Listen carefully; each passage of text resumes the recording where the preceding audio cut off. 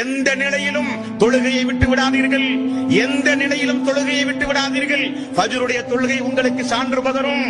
அஸருடைய தொழுகை எவன் தவற விட்டு விட்டானோ அவன் உலகத்தில் இருக்கிற அனைத்தையும் இழந்தவனை போல் ஆவான் என்று ரசூலுல்லாஹி ஸல்லல்லாஹு அலைஹி வஸல்லம் அவர்கள் சொன்னார்களே.